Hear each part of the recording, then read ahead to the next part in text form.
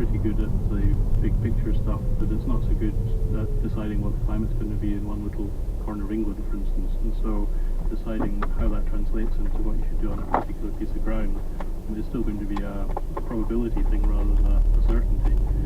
So rather than trying to second guess what the future is going to be, the better approach is to have a variety of different approaches in different places, with the hope that one of them at least will work. And of course the other follow-on of that is that we need to keep watching what's going on so that we can leave at the second exit now, so that they do keep up and improve as we go along.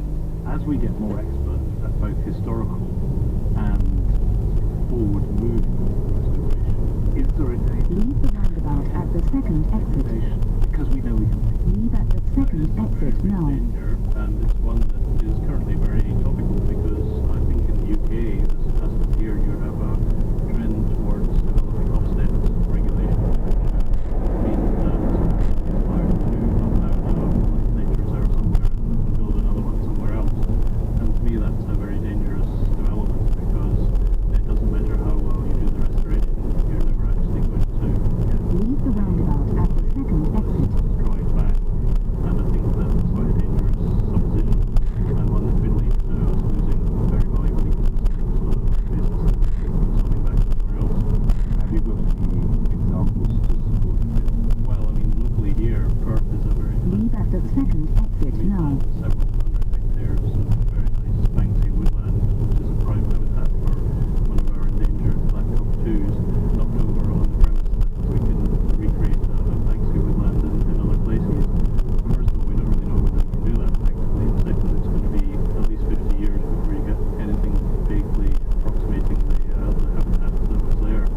So it's kind of like two guys going into the art gallery and pointing at the Mona Lisa and telling the gallery curator, sorry mate, we need that piece of wall, we need to get rid of the Mona Lisa.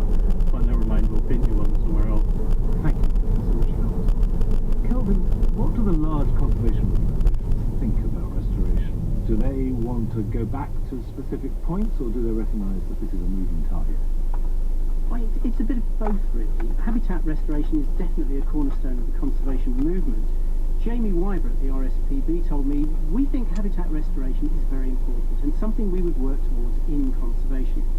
Whether it's always achievable is another matter, of course, but the aim should be to have a functioning ecosystem that can support the species you're working to conserve. So even if you don't completely restore that habitat, you would want to go as far as you can in bringing it back. So using mangroves as an example, Leave the roundabout at the second exit. Matt Sharp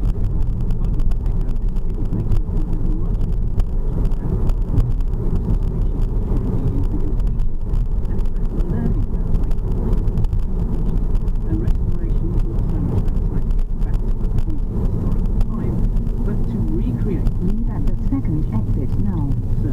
and it's not just rare species, it's also about restoring to stop other species becoming rare, or as Matt put it, forcing species into Keep straight on this road for a long time. extinction.